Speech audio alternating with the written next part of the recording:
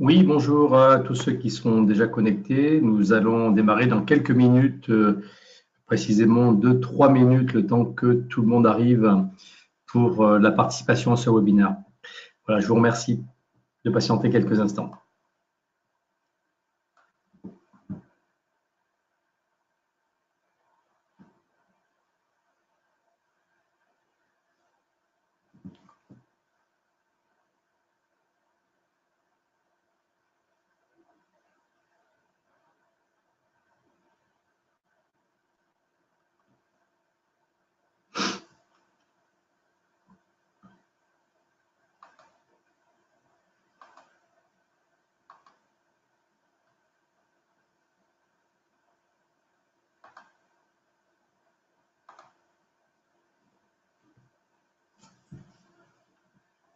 Bien, plus qu'une minute pour vous faire patienter. Vous êtes déjà très très nombreux puisqu'il y a plus de 100 participants annoncés, 130 pratiquement. Donc, je vais attendre encore quelques instants pour que personne ne loupe le début de ce webinaire qui durera environ 30 minutes pour essayer de faire le plus court possible.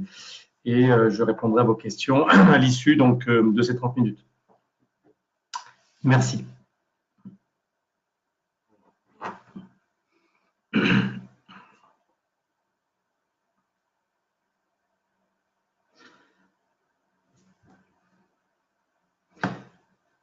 Bien, bonjour à toutes et à tous. Je vais démarrer ce webinaire. Je me présente, Pierre Choty, je suis consultant formateur pour R2B et donc nous avons choisi cette thématique de webinaire qui est de réduire et de voir quelles sont les solutions, les leviers pour réduire le cycle de vente de la vente d'un logiciel. Alors, tout d'abord, j'interviens depuis une trentaine d'années auprès des entreprises du numérique, les ESN, et j'ai été moi-même dirigeant d'une société informatique. Donc, effectivement, le problème de cycle de vente du logiciel, selon le circuit dans lequel vous êtes et plutôt le métier dans lequel vous êtes, peut être effectivement extrêmement difficile. Je vous indique que donc vous pouvez éventuellement poser des questions en ligne avec l'onglet questions. J'y répondrai donc à la suite du webinaire. Je vous ai mis en disponibilité, alors je ne sais pas si vous le voyez déjà, l'ensemble, enfin le document que nous allons parcourir ensemble. Voilà, alors je voudrais tout d'abord essayer de faire, alors ça c'est une première un peu pour moi, c'est de faire un sondage auprès de vous. Peut-être que je m'arrêterai en cours de parcours ou plutôt sur la fin pour vous poser 3-4 questions qui nous permettront, et je vous enverrai bien entendu les réponses, qui nous permettront de voir un petit peu quelles sont les pratiques entre nous de la gestion de ce cycle de vente. Bien, alors je vais démarrer tout de suite. Voilà, juste voir, est-ce que vous m'entendez tous bien? N'hésitez pas à le dire sur le chat qui est à votre disposition. Voilà, je pense que vous le voyez. Voilà. Donc, je vais commencer par vous expliquer quel est donc l'agenda de ce webinaire. Donc déjà, on commence par expliquer que la durée du cycle de vente d'un logiciel n'est pas une fatalité. En clair, il y a des cycles de vente chez les éditeurs qui peuvent durer un mois, un an, voire plusieurs années, avec des rebondissements tout au long du cycle de vente. C'est très courant chez tous les éditeurs. La moyenne aujourd'hui se situe plutôt autour de 6 mois, entre 6 mois et un an, pour les solutions de type SaaS ou licence d'ailleurs, qui ont déjà un certain volume, disons un certain budget à consacrer. Bien, donc, ce cycle de vente, c'est d'abord un parcours qui est semé de rebondissements, qui parfois s'enlisent dans la durée, parfois certaines approches peuvent être des éléments qui sont déclencheurs du closing et de la décision du client, à condition de bien les utiliser, de comprendre le cycle de décision du client, puisque nous sommes quand même tous liés au cycle de décision du client. Donc, cet agenda va recouper d'abord un premier constat sur qu'est-ce qu'on remarque sur les cycles de vente pour les éditeurs de logiciels, quelles sont les raisons qui peuvent nous pousser à raccourcir ce cycle de vente et quels sont les intérêts qu'on peut y retrouver. Et ça, pour les directions générales, les entreprises d'une manière générale, c'est quand même assez important et impactant. Comprendre le parcours d'achat, c'est-à-dire que comment dans l'idée du client, il envisage son parcours d'achat. Quels sont les principaux leviers donc, pour réduire ce cycle de vente? Quels sont les moyens mis à nos dispositions et dont nous disposons parfois nous-mêmes pour essayer d'accélérer ce cycle de vente et de closer plus rapidement? Je vous donnerai quelques idées, quelques astuces au travers de mes expériences, mais elles ne sont pas limitatives. On verra que chacun de vous peut également avoir des astuces qui lui sont propres. Et ensuite, je présenterai en quoi ce webinaire s'inscrit dans le cadre d'un plan de formation qui s'appelle Vente complexe pour les éditeurs et qui s'adresse vraiment au métier des éditeurs régulièrement. Donc, il y a des sessions de formation qui ont lieu à peu près tous les mois.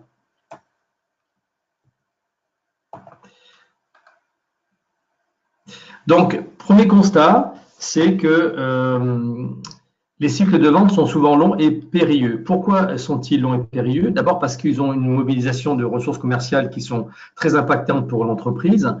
Sur l'ensemble du cycle de vente, eh bien, vous êtes parfois seul, mais souvent accompagné de ressources complémentaires type technique, support avant-vente, support expert.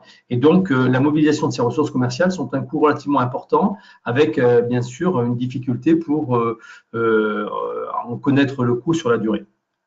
Deuxième constat, c'est que l'évolution du projet dans le temps est très souvent particulière et souvent ce projet, en fonction des stratégies de l'entreprise, de ses priorités, voire de ses budgets, ces projets vont évoluer dans le temps, ils vont se modifier et il n'est pas improbable que dans une année, vous ayez un changement d'interlocuteur client, un changement d'interlocuteur technique, de DSI, voire des projets qui vont être prioritaires sur votre budget informatique, votre budget logiciel. Donc, c'est vrai que l'évolution du projet, on doit être relativement sensible à ce qui peut se passer dans l'entreprise et à son périmètre d'action, à son environnement. Ensuite, il ne faut pas oublier que la concurrence reste forcément mobilisée et que par conséquent, si vous n'êtes pas présent pendant une certaine période, de votre fait ou du fait du client, eh bien, vous pouvez avoir une concurrence qui va trouver le moyen de vendre à votre place et peut-être d'avancer sur le projet de manière plus mature. Dernière chose qui peut arriver sur le cycle de vente, eh bien, c'est tout simplement le report ou l'arrêt de la consultation. Et donc, ça veut dire globalement que vous aurez à reprendre probablement à zéro et avec d'autres interlocuteurs ou dans d'autres circonstances le cycle de vente.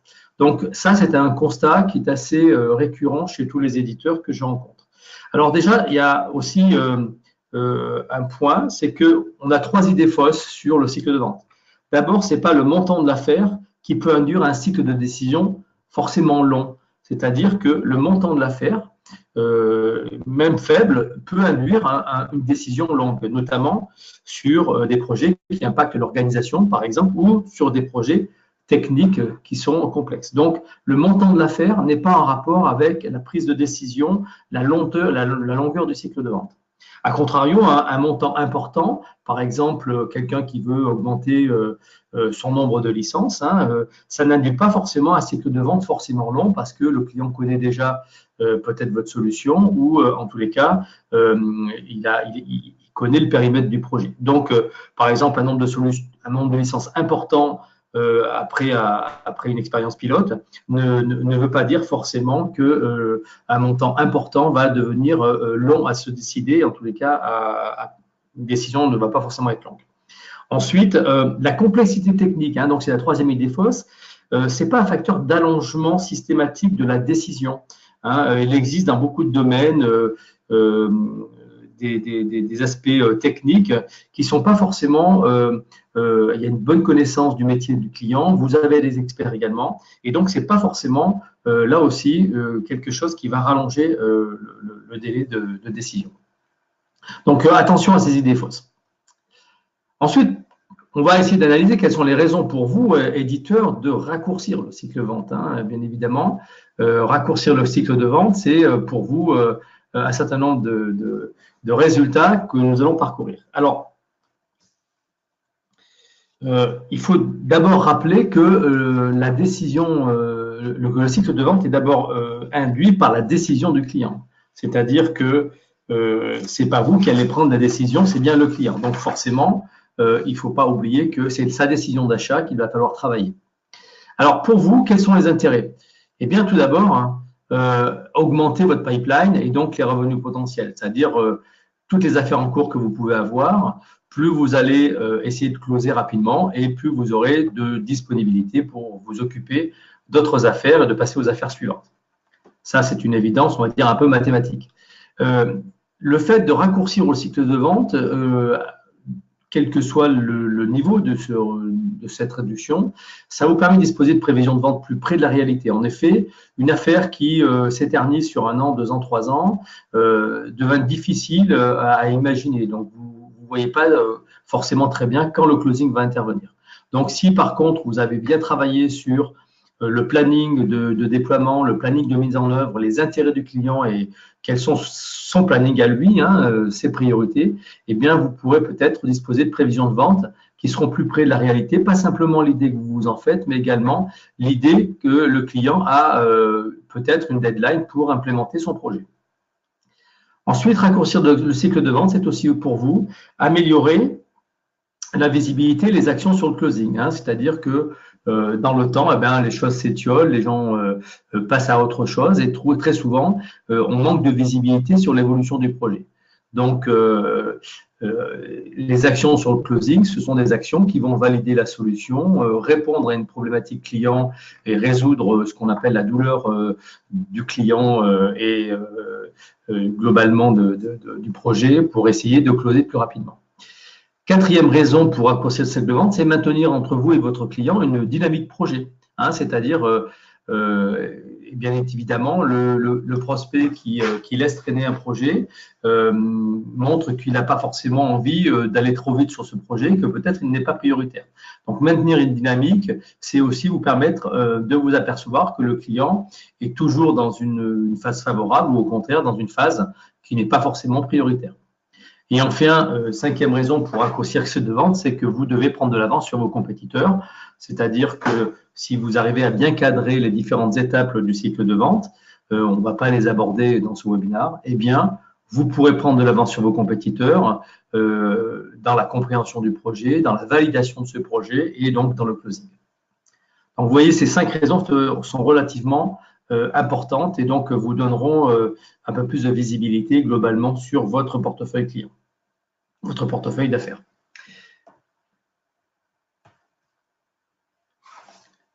Alors, un petit rappel quand même, c'est que de toute façon, n'oublions pas que la réalisation des objectifs individuels, collectifs ou d'entreprise, hein, ça peut être un service, ça peut être l'entreprise elle-même, vous éditeur, c'est directement lié à la performance du cycle de vente. Hein. Donc, vos objectifs sont vraiment liés à la performance du cycle de vente. Donc, on ne peut pas négliger l'idée que vous pouvez vous faire de ce cycle de vente et donc essayer de le cadrer, de le maîtriser au mieux. Alors, pour pouvoir améliorer son cycle de vente et le réduire, il faut d'abord appréhender le parcours d'achat en B2B. C'est-à-dire que si on ne comprend pas le parcours d'achat de votre client, il sera difficile d'agir sur le cycle de vente. Donc, c'est très simple aujourd'hui. Si l'on est très basique sur le parcours d'achat d'un de vos clients, eh bien, ça commence par la prise de conscience d'une problématique dans l'entreprise. Deuxièmement, ça va être identifier, considérer les solutions existantes du marché. Et aujourd'hui, les clients sont très matures, bien entendu par les réseaux sociaux, par Internet et par leur expertise propre pour trouver les bonnes solutions qui répondront à leurs difficultés. Et ensuite, et bien évidemment, ce parcours d'achat va se terminer par une prise de décision qui va se terminer bien sûr par le closing. Alors, si vous êtes une entreprise innovante, vous devez souvent composer avec un cycle de vente long, souvent de plusieurs mois. Pourquoi? Il y a 2 raisons à cela hein, dans l'entreprise innovante. D'abord, votre acheteur ou votre interlocuteur n'a pas forcément conscience que votre solution est innovante et qu'elle existe. Hein. Et donc, il ne vous recherche pas pour solutionner son problème. Donc, il va falloir expliquer en quoi votre solution est innovante et en quoi elle vient régler le problème de votre client. Ensuite, vous devez tout mettre en œuvre pour attirer son attention et le convaincre que votre offre est la plus adaptée. Ça, c'est le problème de l'innovation, c'est-à-dire que c'est quelque chose de nouveau. Il faut donc vulgariser, évangéliser le discours en termes d'innovation. Et bien entendu, votre client, il est aujourd'hui sur Internet, il peut bien entendu tout à fait être autonome dans la recherche de sa solution. Alors, le meilleur moyen aujourd'hui pour raccourcir le cycle de vente, c'est accélérer le parcours d'achat de votre prospect. Et qu'est-ce qu'on doit faire pour l'accélérer? Tout simplement, alimenter sa réflexion. Et pour cela, on va voir qu'il y a des leviers qui permettent d'alimenter la réflexion de vos prospects et de les amener à prendre une décision en toute connaissance et en toute sérénité. Alors, il y a plusieurs leviers pour réduire ce cycle de vente. Le premier levier, c'est votre offre. Globalement, alimenter la réflexion de votre client ou de votre prospect, ça se passe au niveau de votre offre. Alors, qu'est-ce qu'on peut faire au niveau de l'offre pour essayer d'accélérer et de réduire ce cycle de vente? D'abord, comme je le disais, surtout si vous êtes innovant ou si votre solution n'est pas très connue sur le marché, eh bien, il va falloir évangéliser, vulgariser l'offre, c'est-à-dire parler le langage du client, expliquer pas ce qu'elle fait, mais en quoi elle règle un problème du client et en quoi elle va amener une solution satisfaisante pour le client. Ça, c'est important et c'est souvent dans les communications de sites internet ou dans les outils de marketing, on verra que on ne vulgarise pas suffisamment l'offre, on emploie très souvent des termes techniques qui ne sont pas forcément compris du client. Deuxième chose pour travailler sur votre offre, c'est mettre les besoins du client en adéquation avec votre offre, c'est-à-dire quels sont les points forts de votre offre, en quoi vous avez une proposition de valeur, et on appelle ça même une proposition de valeur unique, qui va faire que le client comprend que votre solution est celle qui va régler son problème de A à Z, c'est-à-dire qu'il va bien répondre à la principale problématique. Et en quoi cette proposition de valeur est unique. Donc, vous voyez qu'il y a un vrai travail qui se fait souvent lors des séances de formation ou d'analyse, c'est en quoi votre offre correspond bien à la problématique de votre cible client. Et là, on ne va pas dire tous vos clients n'ont pas les mêmes problèmes. Donc, il va falloir segmenter ces clients pour apporter une réponse personnalisée, du moins, à la problématique du métier de votre client. Donc, ça, c'est vraiment important de travailler la communication sur ce sujet-là. Et troisième élément, c'est permettre un accès simple et sans engagement à votre offre. C'est-à-dire que si cette offre, elle démarre avec un coût trop important, trop engageant et trop impactant pour le client, il aura du mal à se décider. Donc, si vous avez la possibilité, même de manière restreinte, de permettre un accès en mode SaaS à un client sans qu'il ait un engagement sur 1 an ou 2 ans ou 3 ans, eh bien, ça va faciliter les risques perçus, la diminution des risques perçus pour faire une tentative avec vous. Donc, les barrières psychologiques seront moins importantes. Donc, ça ne veut pas dire que vous allez dégrader complètement votre solution, mais il faut trouver les moyens pour que votre client puisse démarrer avec tout ou partie de votre solution sans avoir un engagement trop fort. Donc, ça, c'est un moyen de réduire le cycle de vente. Donc là, on a vu que c'était principalement sur l'offre. Maintenant, on va voir sur l'aspect marketing. Deuxième élément pour réduire le cycle de vente. Et bien, sur le plan marketing, il faut utiliser le lead nurturing. Donc, le lead nurturing, certains de vous l'utilisent bien. C'est souvent une stratégie qui consiste tout simplement à alimenter l'acheteur tout au long de son parcours d'achat, c'est-à-dire maturer sa réflexion à partir de contenus d'experts pour l'amener vers votre offre. Donc, souvent, c'est utilisé avec des outils de marketing automation qui vont générer du lead qualifié. Bien sûr, ce parcours, il peut durer 1 mois, 2 mois, 3 mois, 6 mois, 1 an, et le client régulièrement va recevoir des informations d'experts qui s'adresseront bien à son métier, à ses problématiques, et qui vont l'amener à considérer que votre solution va vraiment répondre à ses besoins. Donc, c'est vraiment un travail de fond que doit faire le marketing pour arriver à qualifier des leads et surtout amener tout un ensemble de prospects potentiels, y compris ceux qui ne cherchent pas de solution, à avoir une réflexion autour de votre solution. Donc là, ces aspects-là sont traités chez R2B au travers de cycles de formation sur la partie notamment stratégie marketing et marketing opérationnel. Ensuite, deuxième point pour essayer sur le marketing de réduire le cycle de vente, c'est d'être suffisamment transparent. Alors, qu'est-ce que c'est être suffisamment transparent? C'est rendre le client autonome dans sa décision et dissiper tous les doutes et les risques perçus par le client. Par exemple, quels sont les services que vous proposez ou que vous ne proposez pas, pour être transparent? Quelle est votre politique de tarif, public, pas public? Quelles sont les références clients que vous pouvez amener à sa connaissance?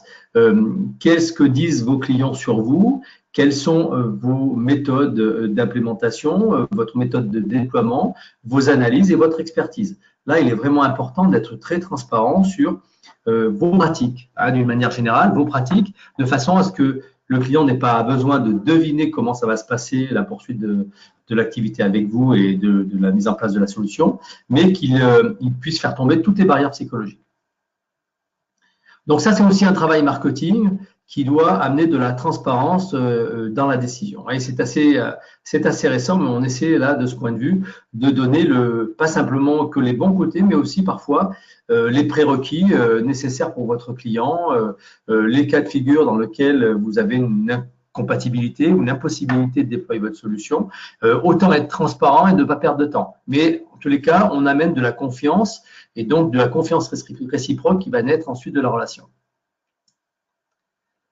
Troisième élément pour réduire le cycle de vente, la réflexion et la réflexion de notre prospect, c'est au niveau commercial. Excusez-moi, il y a une petite erreur dans le slide. Donc, au niveau commercial, qu'est-ce que vous pouvez faire? Ben déjà, vous pouvez utiliser les moments opportuns du projet, c'est-à-dire tous les moments dans le déroulement du projet ne sont pas identiques.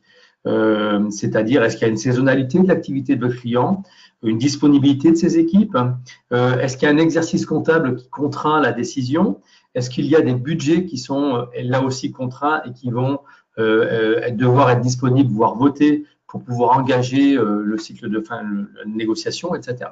Et puis, est-ce qu'il n'y a pas des événements dans l'entreprise, la mise en place d'un ERP, une nouvelle direction, des recrutements qui vont faire qu'il y aura des moments opportuns pour avancer sur votre projet.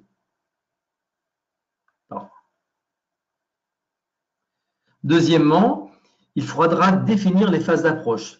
C'est quoi définir les phases d'approche? C'est s'appuyer alors dans la phase de découverte et dans les phases de qualification du projet avec le client.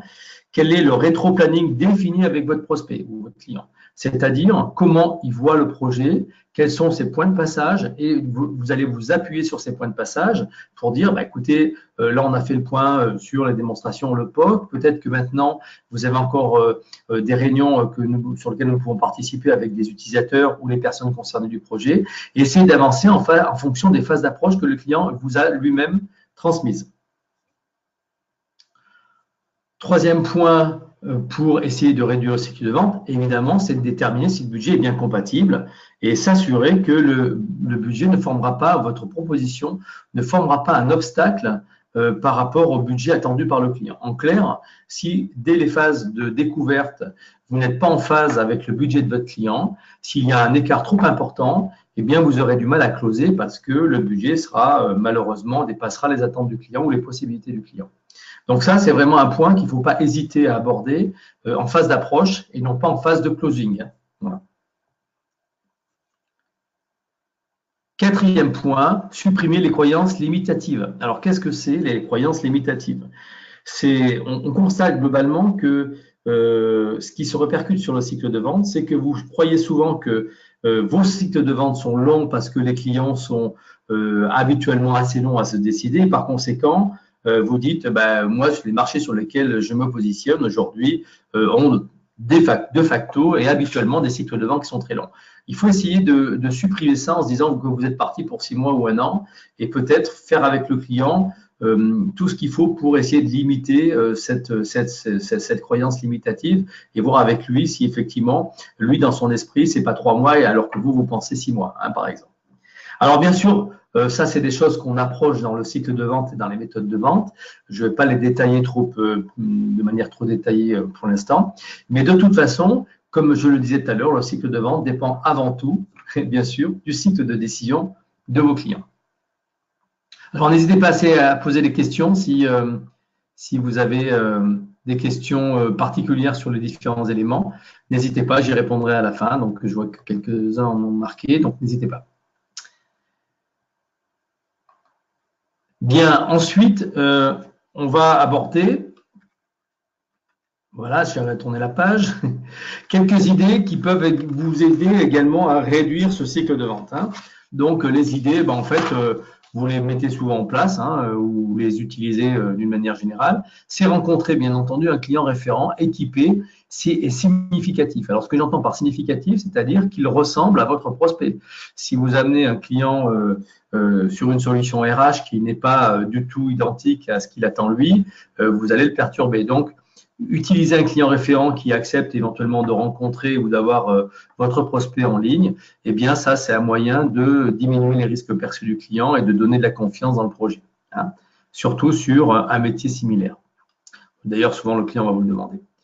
Il va falloir limiter peut-être votre offre dans le temps, c'est-à-dire que c'est souvent utilisé par les grands éditeurs, c'est que les nouvelles versions donnent l'occasion également de dire, ben là, vous pouvez profiter jusqu'à la fin de l'année de conditions particulières pour peut-être bénéficier d'une nouvelle version gratuitement en avance de phase et donc permettre à votre client de se décider tout en vous engageant, par exemple, à mettre à jour la nouvelle version au 1er janvier, par exemple.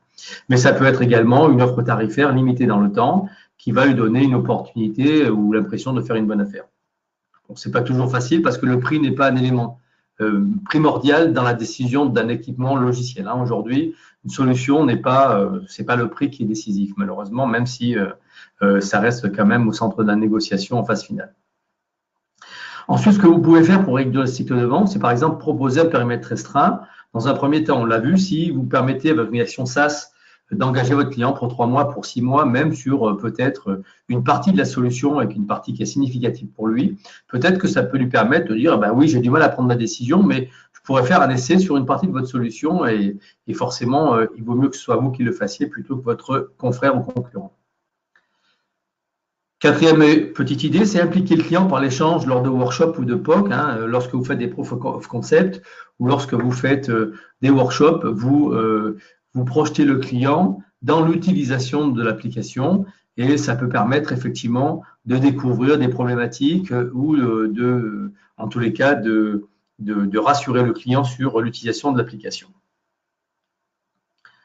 Bien sûr, c'est valider les budgets non seulement avec votre interlocuteur, mais également tous les décisionnaires qui vont donner leur aval sur l'aspect budgétaire. Ça peut être le DAF, ça peut être la direction générale, ça peut être le service comptabilité. Donc, il est important d'avoir une certitude que le budget et le montant que vous avez proposé sera potentiellement acceptable par votre prospect.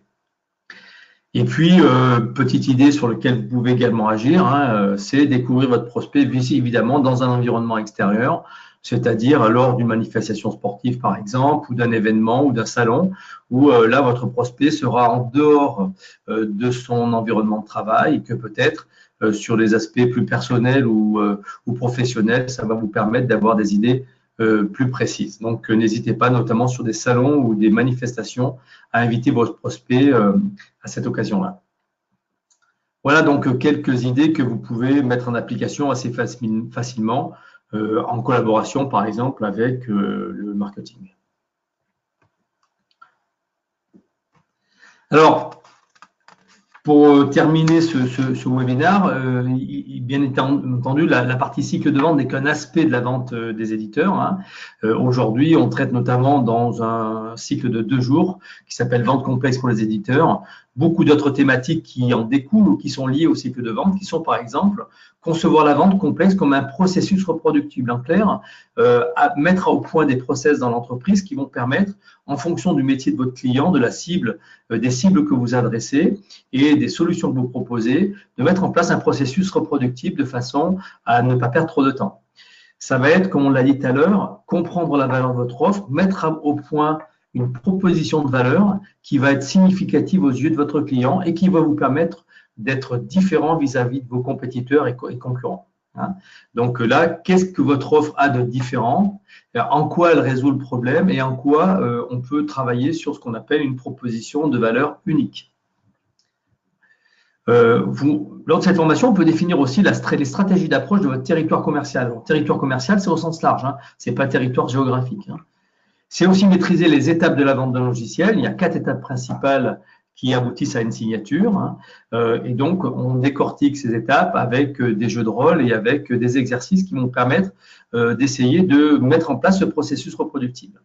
Et puis, on va essayer de tirer profit des outils, notamment des outils Internet, réseaux sociaux et outils plus pointus, et des moyens qui sont mis à votre disposition pour mieux connaître votre prospect, bien travailler en amont et préparer vos entretiens, et puis avoir un comportement le plus adéquat par rapport à votre prospect.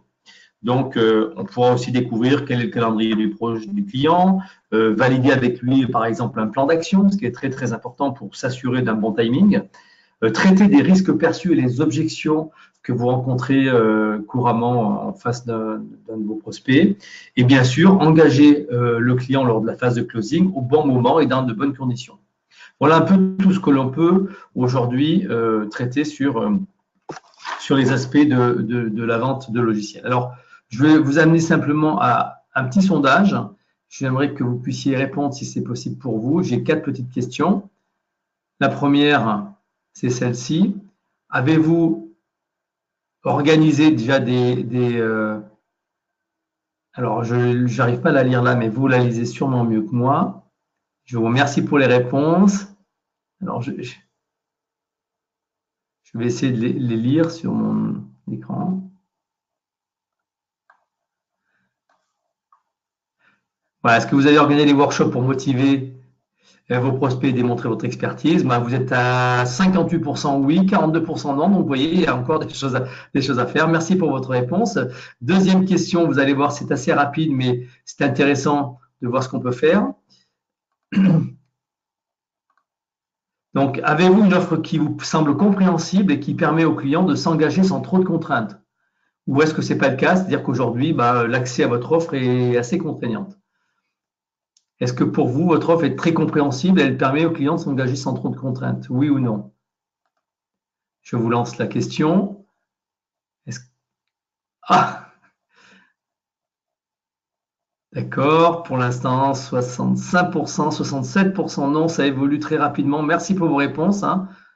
C'est très intéressant. Vous voyez, on est aujourd'hui 36% environ, puisque ça évolue un peu à chaque fois que l'un d'entre vous clique. 36% disent oui, mais quand même 75% d'entre vous disent que globalement, vous avez une offre qui est assez peu accessible facilement pour vos prospects. Donc, vous voyez que c'est vraiment intéressant.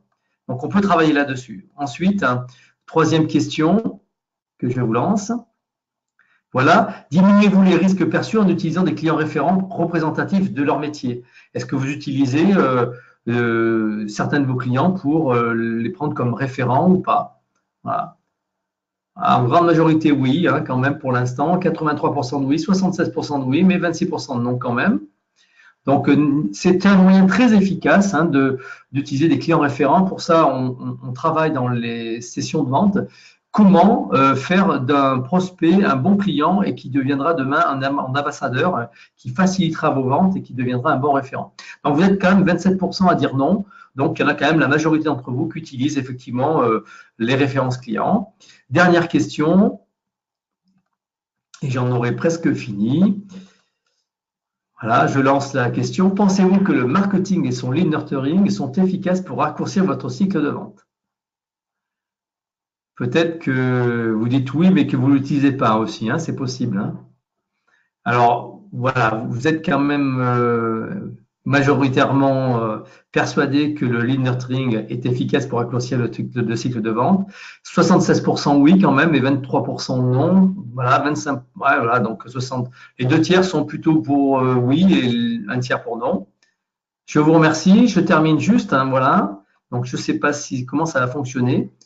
Voilà, je lance la question, c'est est-ce que ce webinaire qui va se terminer vous donne des idées pour accélérer votre cycle de vente? Merci beaucoup pour vos réponses. Vous êtes très nombreux, presque une centaine pour répondre. Eh bien, merci. Donc, majoritairement oui, 35%, 40%, 12% non.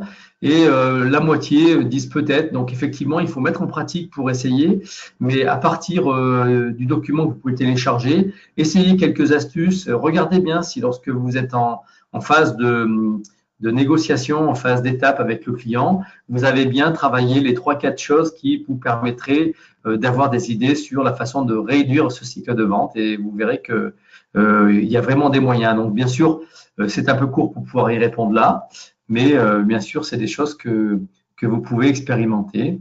Je vous remercie beaucoup. Donc, vous êtes à 45%, à 33% oui, 12% non, 55% peut-être. Donc, il faut encore vous convaincre. Voilà. Donc, je vais essayer de répondre aux questions qui se sont posées. Simplement, je vais avancer. Donc, voilà. Donc, dernier slide, c'est pour vous expliquer un petit peu ce que fait la société R2B, donc, qui propose exclusivement des formations et des accompagnements aux éditeurs de logiciels depuis près de plus de 10 ans maintenant. Et donc, nous offrons des techniques, une formation technique de vente, stratégie marketing. Là, c'est plutôt en amont comment bâtir sa stratégie. Le marketing opérationnel, c'est la mise en œuvre du plan. Les enjeux techniques pour les éditeurs, c'est est-ce que j'ai les bonnes solutions techniques pour pouvoir proposer des solutions. Je rappelle simplement que ces formations pour vous sont entièrement gratuites. Elles sont financées à 100% par le FAFIEC, qui est votre organisme de référence.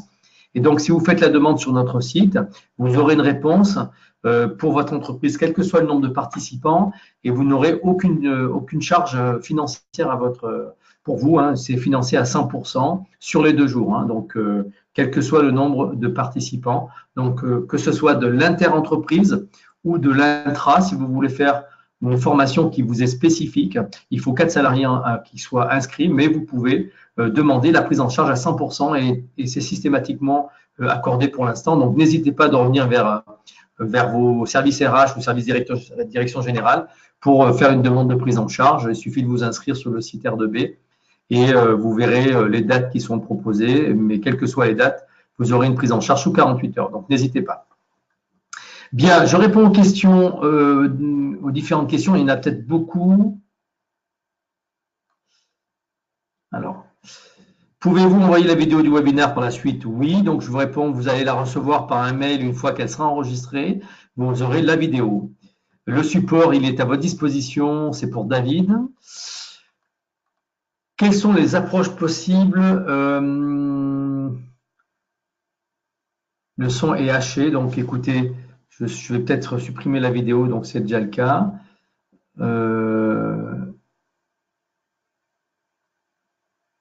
Problème de slide. Le son est impeccable, l'image aussi. Donc, pouvez-vous envoyer la vidéo? Ça, c'est fait. Le support, c'est fait. Les approches possibles. Questions à poser. Donc, pour déterminer, je vais essayer d'y répondre parce que voilà, il faut que j'ai un peu plus de visibilité sur la question. Alors, quelles sont les approches possibles? Questions à poser pour déterminer. Alors, ça, c'est Audrey. Je ne vois pas. Je vais essayer d'élargir, mais j'ai du mal.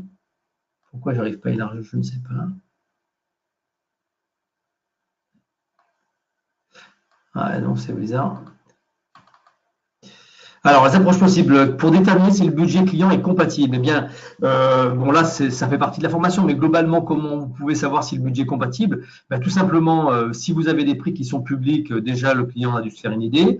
Deuxièmement, il va falloir faire du tester si le client a une idée du budget et vous peut-être travailler sur une fourchette avant d'avoir fait votre proposition, une fourchette qui va dépendre des différentes options que vous allez pouvoir proposer, annoncer cette fourchette au client et lui demander si c'est l'idée qu'il s'en faisait et si ça correspond à son budget, par exemple.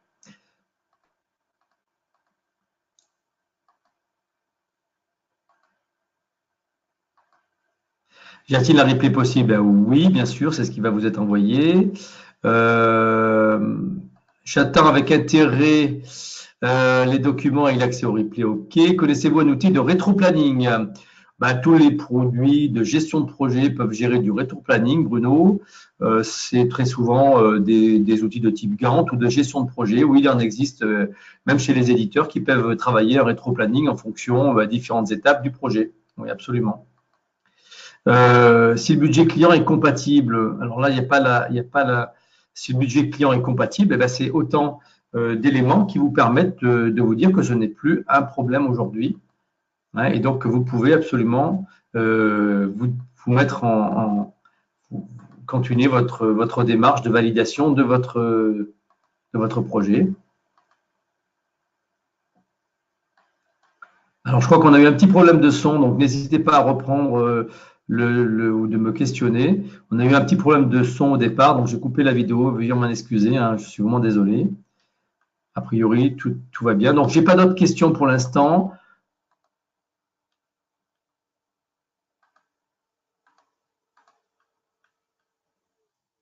Voilà, donc si vous avez des questions, je reste à votre écoute.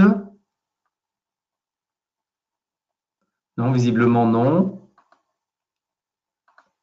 Eh bien, écoutez, je vous remercie beaucoup. Je vous souhaite un bon appétit et n'hésitez pas à revenir vers nous si vous avez de nouvelles questions ou si vous souhaitez avoir plus d'informations sur le cycle de vente, par exemple, et les ventes complexes pour les éditeurs. Pourrions-nous nous rencontrer? Ben oui, sur Lyon, bien sûr. Nous avons une entité sur Lyon, donc n'hésitez pas. Stéphane, donc vous avez le mail qui s'affiche et vous trouvez sur le site R2B de quoi nous contacter. Donc nous avons des sessions très souvent sur Lyon, donc n'hésitez pas, hein, voilà. Donc encore une fois, toutes ces formations sont gratuites et prises en charge à 100% par le FAFIEC. Donc vous avez 2 jours à consacrer à développer vos ventes avec nous. Merci à tous. Je vais fermer ce webinaire et puis je vous dis à bientôt. Au revoir.